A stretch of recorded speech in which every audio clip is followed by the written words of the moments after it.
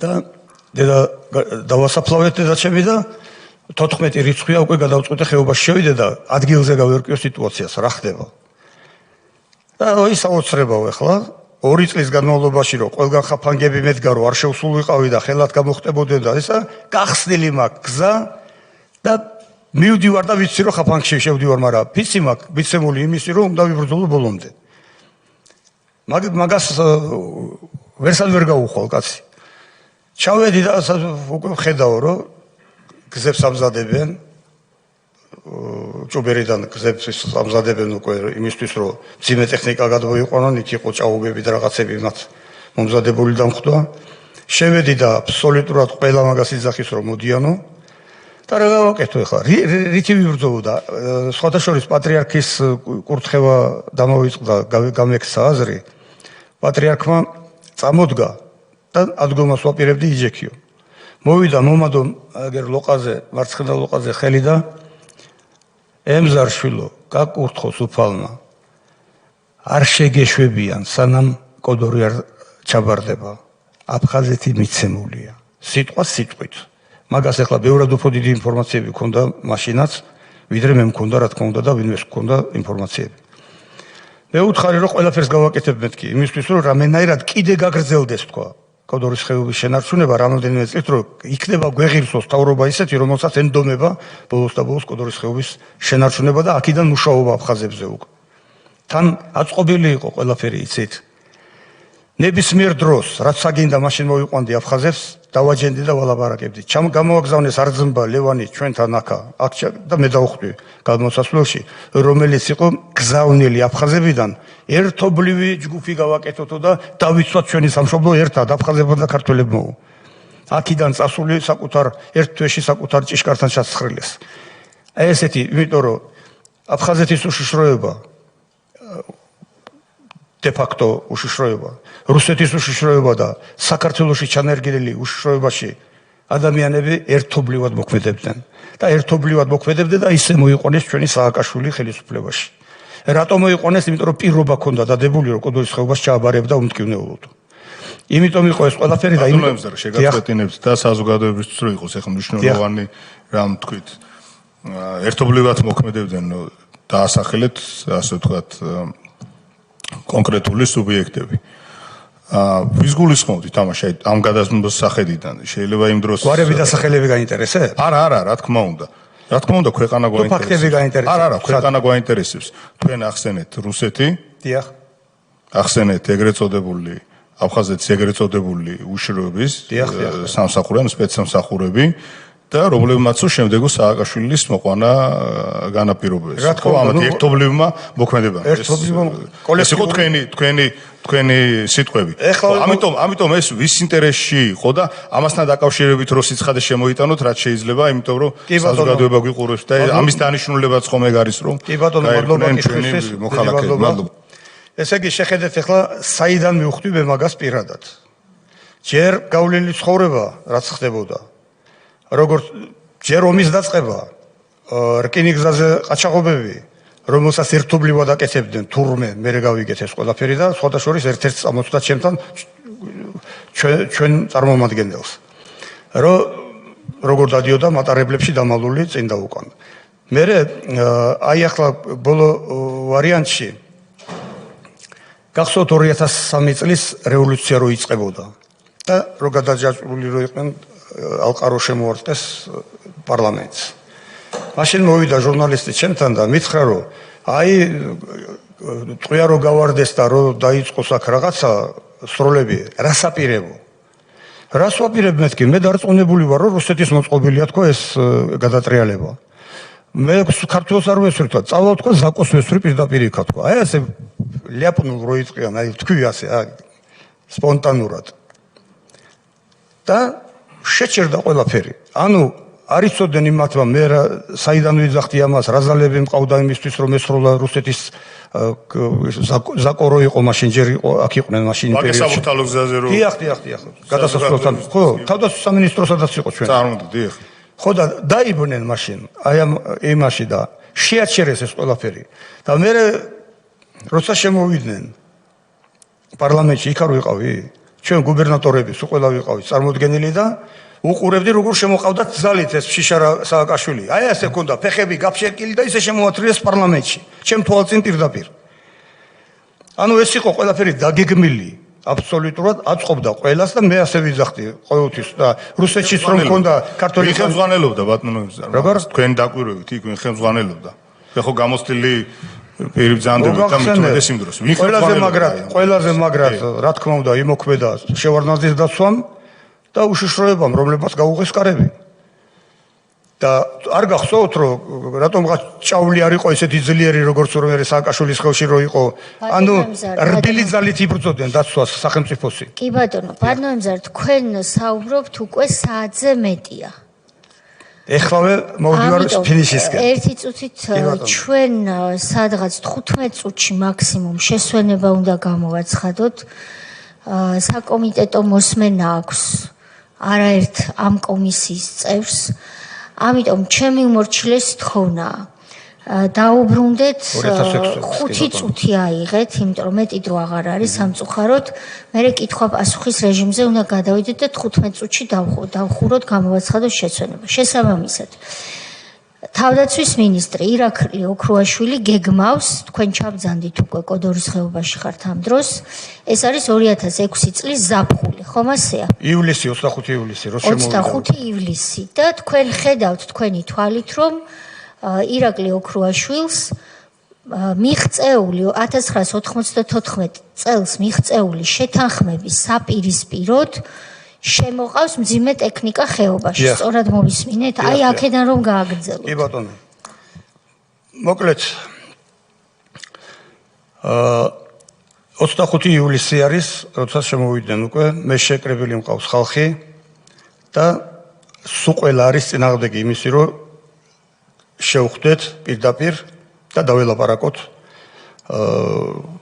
ხელმძღვანელობას ანუ ოქრუაშვილს მერაბიშვილს და ამათ პირდაპირ დაველაპარაკოთ რომ არ შეიძლება აქ შემოსვლა და მე მივდივარ ვისაც კიდაც წამომყევი თქვა და კაციშვილი არ წამომყვა წავედი მარტო წავედი და თან საწვავი არ ქონდა მანქანის და ტრაქტორი რო არის ესა ბელარუსი იმაზე დაუჯექი უკნიდან მე მგონი ბიბლიანი იყო ვისიც იყო ტრაქტორი მიდიოდა საკენში და იმას გავყევი უკან გამომყვნენ რამოდენიმე ადამიანი ავედი და მინდა პირდაპირ მარტო შევხვდე და უთხრა პირდაპირ რომ აი გავიდა პატარა ხანი და ქვეყანა ხალხი შეერაღებული ჩემს ირგვლივ უცებს გაჩნდნენ რომლებიც შეხვედრაზეც კი არ იყვნენ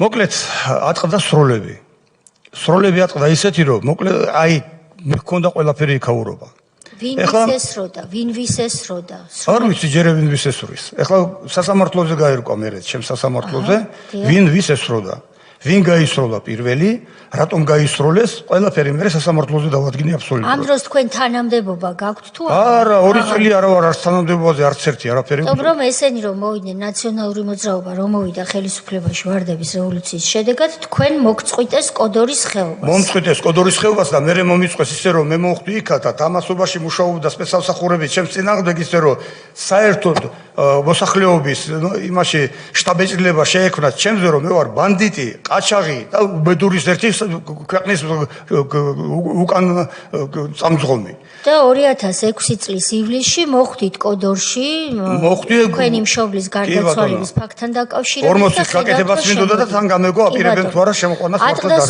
შემდეგ მოკლედ ამის მერე მოდის ჩემთან ადამიანი და მეუბნება რომ ქართველები არიან ჩამოსული აი სწორედ იქ სადაც რომ შუაში ჩადგნენ რუსები აი ამ საგუშაგოსთან არიან ქართველები მოსული, რომლებსაც უნდა ჩვენთან ლაპარაკი და არიან ის ქართველები, რომლებსაც სააკაშვილის მოყვანაში დიდი როლი ითამაშეს რუსეთის მხრიდან. ვიცოდი ეს მე კარგად. ხო და არ წავედი მე მაინც გავუშვი ბაჩო და მალხაზი ჩიხლაძე. ეხლა საინტერესო რა არის კიდე. ესენი რო წავიდნენ და მე საღამოს უკვე მეც გავყევი ჩავედი უკვე იმიტომ რომ არ მიიღეს ესენი თქვენთან არ გვინდა ჩვენ საუბარი გვინდა იმასთანო კვიციანთანო ჩავედით ახლა მართლა მგონია რომ იქ არიან და ჩავედით ერთი და იქნებ რაღაცა ელაპარაკონ უთხრან რომ სულელს და გიშს გადააფიქრებიონ რა თურმე მაგათ რატომ მოიწეოდნენ ასე რომ მაგათ უნდათ რომ სისხლი დაღრილიყო ეს იყო მათთვის აი ოცნება რომ რამენაირად სისხლი დამეღვარა მე იქ რადგანაც სისხლი არ დაიღვარა არაფერი და თან როგორი მომენტია ჩავედი მე იმაში კოპჩარაში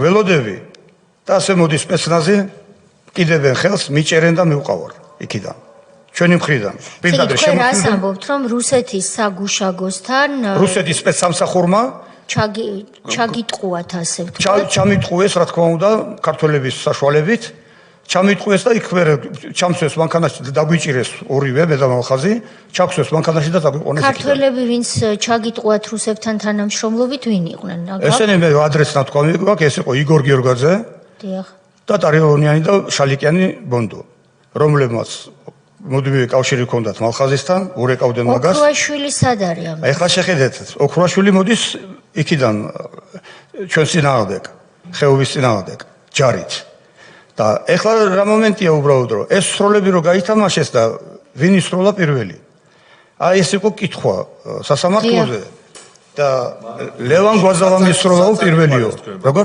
სად წავიყვანეს რო ჩაქსვეს სად წავიყვანეს რო ჩამსვეს წავიყვანეს და ოჩამჩირეში ბაზა იყო რაღაცა და იქ რეების უნახე ის თვალსასწაული იყო კარგი და ერთი წუთი ოჩამჩირეში ნუ წავალთ ესე იგი ვართ კოდორის ხეობაში პირველი ვინ გაისროლა ეს კითხვა იყო დასმული და ანზორ მარგიანმა მისცა ასეთი ჩვენება პირველი გაისროლაო ლევან გვაზავამო რატო გაისროლაო იმიტომ რომ რაციები არ მუშაობდაო და წინა მანქანაა გაჩერებულიყო ამ დროს შეკითხვა რო დაუსვი დანარჩენებს რაციების მუშაობდა და ყველაფერი მუშაობდა ანუ მე გამიშდა ეჭვი რომ ის გასროლა იყო ნიშანი იმისი რომ ვიღაცას ესროლა იქ უკვე ადრე შემოყვანილი ჯგუფი რომელსაც უნდა ესროლა ვითომ პიციანი ისრვის ლევან გვაზავა ვინ არის ლევანი გვაზავა იყო მოადგილე მერაბიშვილის ეხლა შეხედე როგორი სიტუაციაა დაიჭრა ორი ადამიანი ვითომ მე ოქროაშვილი რო იძახდა იმას რომ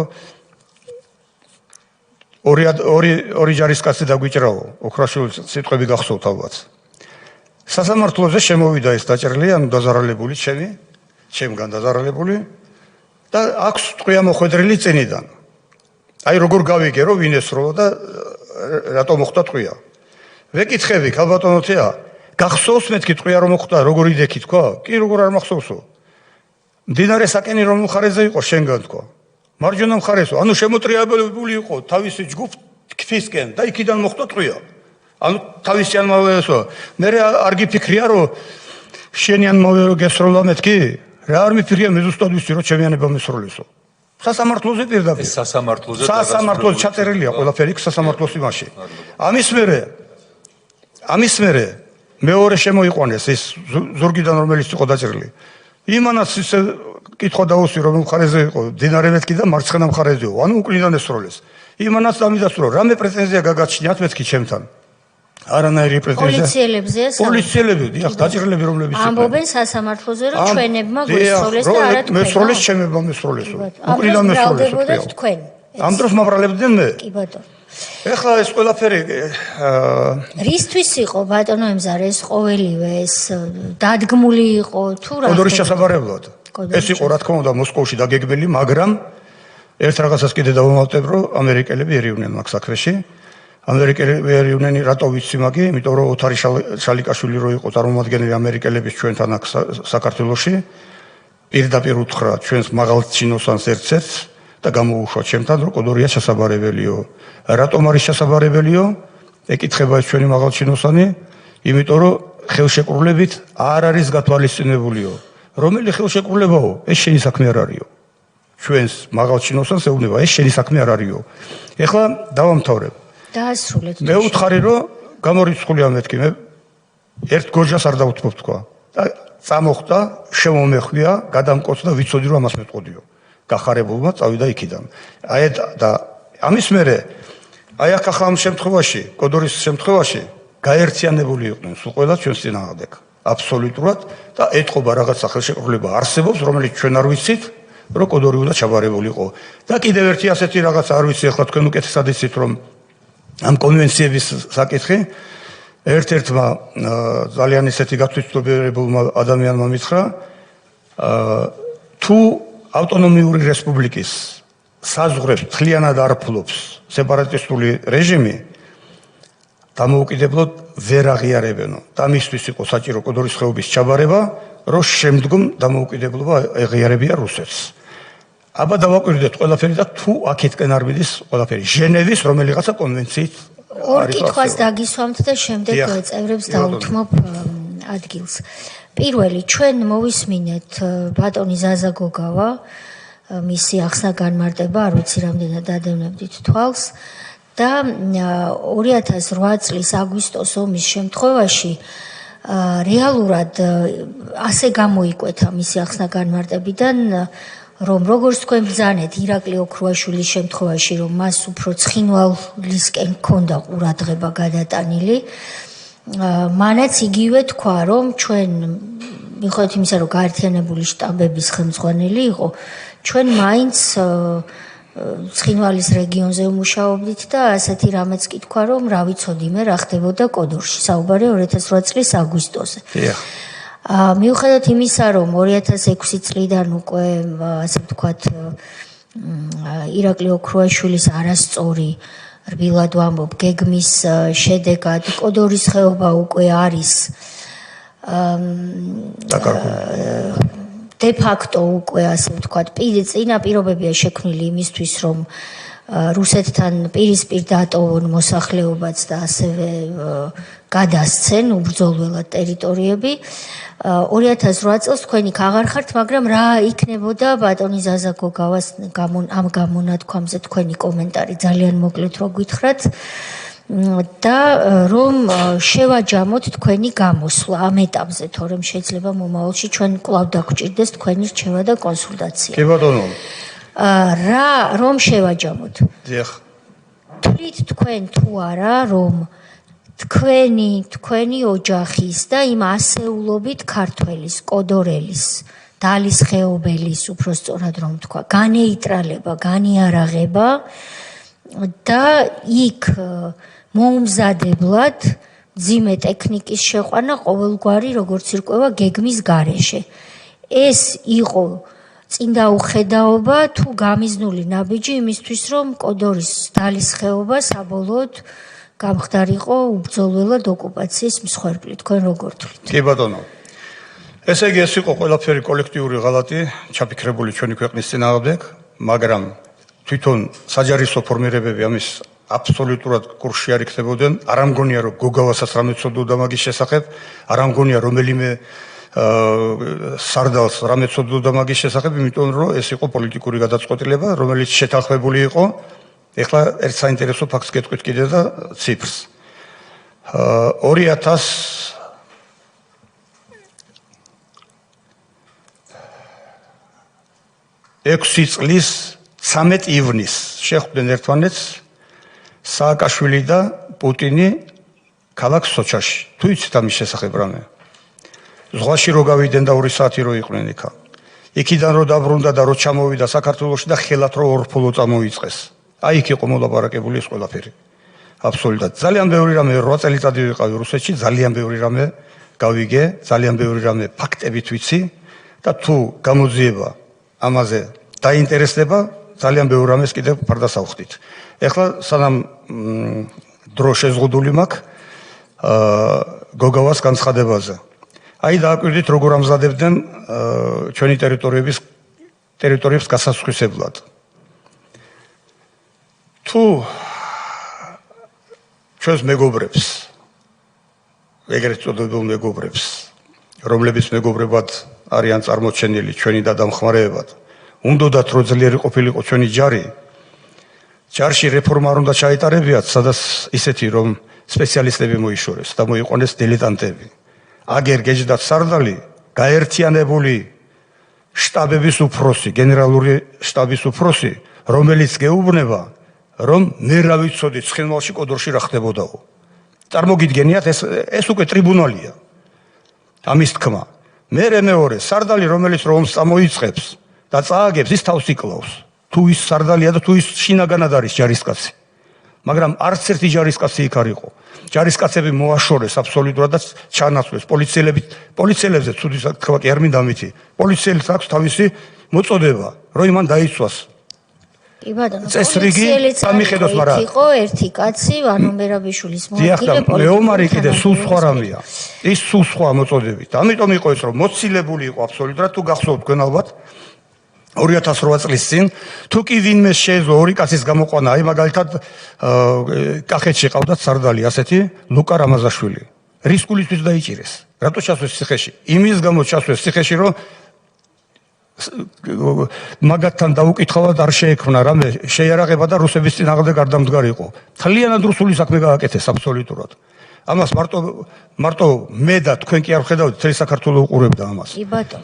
მერე ჟურნალისტების როლი ამაში ყველაფერში, ქალბატონო თეა. არის ძალიან დიდი და რატომ აქვს ამდენი უფლებები ჟურნალისტებს, რომ გინდა საითაც გინდათ იქიდან გავყიდიან, მე ვერ გავიგე. ეხლა რომ შემოვიდეთ დამხვდნენ და საქართველოს წინააღმდეგ უნდა მისცეო ჩვენებაო, მეუბნება გუშინდელი ბღარტი, მე მეუბნება ამას, რომ საქართველოს წინააღმდეგ უნდა მისცეო. მე და თქვენ ეხლა წარმოადგენთ სწორედ საქართველოს, რომლებიც მათგან ვიცავთ ჩვენს ქვეყანას. მოდით იმ ჟურნალის მე გავცემ პასუხს თქვენს ნაცვლად და შემდეგ ისე შემიგაცემული პასუხიც არ მოეწონებოდა სხვათა შორის. თქვენ გასცემდით, მაგრამ თქვენ თავზე თქვენ რომ საუბრობთ ერთია და მე რასაც ვიტყვი ეს კიდევ სხვა არის და ერთობლიობაში ალბათ კარგი პასუხი გამოგვივა. ბატონი სოზარი იტყვის თავის სათქმელს, მე მინდა თქვენ მადლობა გადაგიხადოთ. თქვენს ოჯახთან ერთად ქალბატონ ნორას მივაგებდით პატივს, რომ არა ქალების როლი ძალიან რთული იქნებოდა თითოეული მამაკაცისთვის ამდენი წლის მანძილზე დალის ხეობის, კოდორის ხეობის შენარჩუნება. იმიტომ რომ ეს იყვნენ ის ქალები ქალბატონი ნორას თამადობით, რომლებიც ყოველდღიურ რეჟიმში ასეულობით ადგილობრივ მამაკაც, მეომარს, თავისი ქვეყნის ჯარისკაცს უვლიდა, პატრონობდა, კვებავდა და მთელი ეს მეურნეობა და ლოჯისტიკა, რაც საომარი მოქმედებების დროს ჯარი რომ იბრძვის, იქ მთელი სტრუქტურები და დანაყოფები არსებობს იმისთვის, რომ ჯარს არ მოშივდეს და ის კარგად გრძნობდეს თავს, რომ იყოს ბრძოლის უნარიანი. აი ამ ფუნქციას სწორედ ის ქალები ასრულებდნენ, ვინც იქ მეტგრად არანაკლებ მამაკაცებზე იბრძოდა და თქვენ და ყველა ის ასეულობით ადამიანი, ვინც მაშინ იქ დარჩა და 2008 წლამდე რეალურად ამაგრებდა კოდორის ხეობას, რაც სააკაშვილმა და მისმა პოლიტიკურმა დაჯგუფებამ უბრძოლველად ჩააბარა მტერს.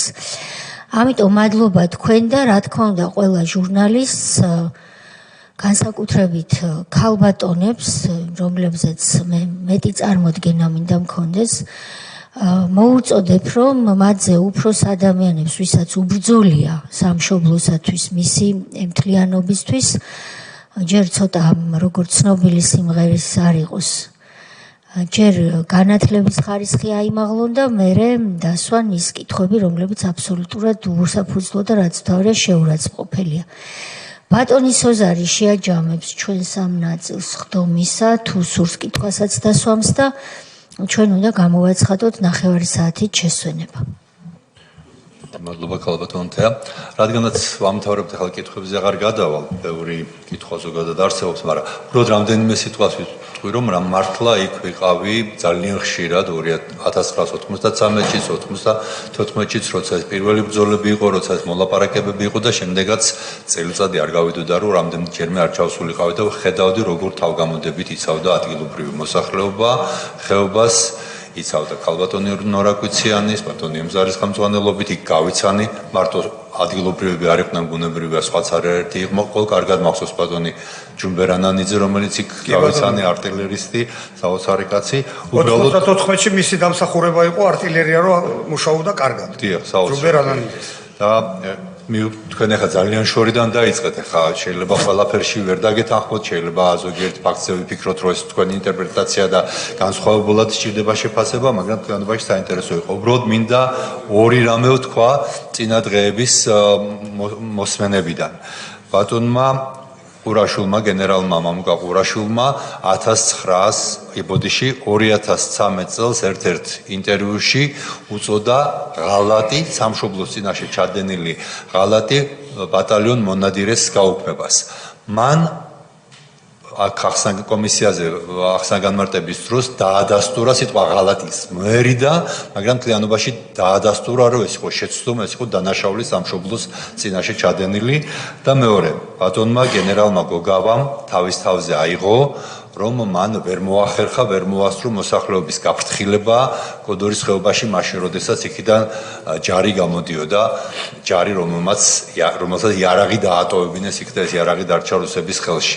მე არ ვფიქრობ, რომ გენერალი გოგავას გადასაწყვეტი იყო სამოქალაქო ხელისუფლება, იმიტომ არსებობს, რომ ასეთ დროს მათ შეეძლოს გაეფრთხილებინათ, უბრალოდ მან თავის თავზე აიღო მაშინდელი პოლიტიკური ხელმძღვანელობის მიერ ჩადენილი ძალიან დიდი დანაშაული და ეს დანაშაული იყო ის, რომ მოსახლეობა გაწირეს დიდი მსხვერპლისთვის უბრალოდ მართლა გამოჩნდნენ ადამიანები, მათ შორის მეც ვიყავი, ვინც ვრეკავდით და ვეუბნებოდით, რომ დროზე უნდა დატოვოთ ხეობა, იმიტომ რომ საფრთხე არსებობს, რომ მსხვერპლი შეიძლება ყოფილიყო ძალიან დიდი და ეს ფორპოსტი, რომელიც იყო ქართული კუთხე, ქართული მიწაწყალი შენარჩუნებული შუაგულ აფხაზეთში, მამის ჩაბარება მოხდა 2008 წელს, ისე რომ ერთი ტყუის გასროლა არ მოხდა. ის რაც 13 წელი შეინარჩუნა ადგილობრივმა მოსახლეობამ, ჩააბარა მიხეილ სააკაშვილმა მოღალატეობრივად 2008 წელს ტყუის გაუსროლად. ეს მინდოდა და მეთქვა.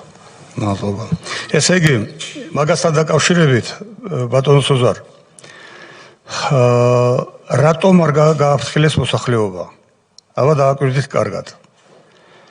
მათ ჰქონდათ შიში, რუსებს ჰქონდათ შიში მხოლოდ ერთი რამის, რომ პარტიზანული დაჯგუფება არ დარჩენილიყო კოდორის ხეობაში. ამის შიში ჰქონდათ. და გაფრთხილებაც იმიტომ არ მოხდა მოსახლეობის, რომ მოსახლეობას დრო არ ქონოდათ შეიარაღების და წინააღმდეგობის გაწევის. ამისთვის იყო ეს და არ არის გოგავას გაცემული ბრძანება, ის იღებს თავის თავზე მაგას. არ არის მისი გაცემული ეს დავალება და მე ვფიქრობ, რომ ამას იღებს თავის თავზე თვითონ და ყურაშვილიც იმიტომ იღებენ რაღაცებს თავის თავზე, რომ მახსოვს ქალბატონი თეას გამოსვლა, რომ სამხედროებს ჩვენ არ ვერჩით და არაფერ პასუხისმგებლობის წინაშე არ დავაყენებთ. სამხედროს უნდა დადგეს პასუხისმგებლობის წინაშე. მეც და ნებისმიერი სხვა, ვისაც დანაშაული მიუძღვის საქართველოს სახელმწიფოს წინაშე. აი მაშინ იქნება სამართლიანობა. მე რა რომ პაგონები აქვს, მე რა რომ ჯარისკაცები დაგვიხოცეს იგერდათ ჩატოვეს. ერთი რამე მაინტერესებს, თუ შეიძლება ხა ცოტა გადახვევას გავე. ამწუხელიძე როგორ მოხდა თქვენ? ეს 12-ტირანი ვაშკაცი გმირი კაცი. ისიც ვინმე კითხვა დაგისვიათ საერთოდ, რამდენჯერ დავსვი კითხვა, კაციშვილი არ მეუბნება როგორ მოხდა ამწუხელიძე თქვენ? როგორც ვირო მე დავსვი დღეს ეს კითხვა და ისიც დავსვი, რომ რატომ ვახსენებთ მხოლოდ გიორგი ანწუხელიძეს დიდება მის სახელს, უნდა ვახსენოთ უშანგი, სოფრომაძე, კახაბერ, ხუბულური. უნდა შეგვეძლოთ თუ არა თავიდან აგვეცილებინა, მათი ტყვეთ ჩავარდნა და რატომ არ არიან დღეს ისინი თავიანთ შვილებთან ერთად. ეს კითხვა უნდა დაისვას. ვერავინ არ აგვიკრძალავს კითხვის დასმას. 2004-ში პოლიციელების ჯგუფი რო ჩაბარდა, გახსოვთ რომ დააჩოქეს სამარცხვინოდ ოქროშვილის პერიოდში, ოქროშვილის ვაშკაცობით. როგორ მოხდნენ ისინი თქვენ გახსოვთ? და ვინმე რატო ჟურნალისტები არ ინტერესდებიან მაგაზე? როგორ და შეუშვეს გაზი დააძინეს და ისე გადასცეს იქით როგორც ვირო გადასცეს ისე. ზოგიერთ ჟურნალისტს არ ყოფნის ცოდნა, როცა არ ყოფნის ცოდნა, ეს ცოდნა უნდა შეიძინო. თუ უნდა შეიძენენ, მაგრამ როდესაც პასუხისმგებლიან ჟურნალისტზეა საუბარი და ვისაც არც უნდა რომ ცოდნა შეიძინოს, იმიტომ რომ არ აწყობს, იმაზე ჩვენ ახლა ვერ დავხარჯავთ დროს. ბატონო ემზარ, უღრმესი მადლობა მობრძანებისთვის. მიუხედავად იმისა, რომ ჩვენ თითქმის 2 საათია ვსაუბრობთ, ეს არ არის საკმარისი დრო იმისთვის, რომ ყველაფერი ის თქვენ რაც გააკეთეთ, გაიარეთ, ეს კარგად აიხსნას, თუმცა ჩვენ თქვენი ნებართვით ვიქნებით კონტაქტზე თქვენთან კომისია და დამატებითი ინფორმაციის შემთხვევა, საჭიროების შემთხვევაში კიდევ შეგაწუხებთ. სად ვარ ნებისმიერ დროს. მადლობა დიდი. მადლობა დიდი და აი თქვენს აი ამ ფორმატს ძალიან დიდი მადლობა და ძალიან დიდი თხოვნა, არა მარტო ჩემი და მთელი მოსახლეობა გიყურებთ და შემოგციცინებთ თვალებში, რომ ბოლომდე მიიყვანოთ ეს საქმე. დიდი მადლობა თქვენ. დიდი მადლობა. კარგად გრძანდებოდეთ და წარმატებებს გისურვებთ.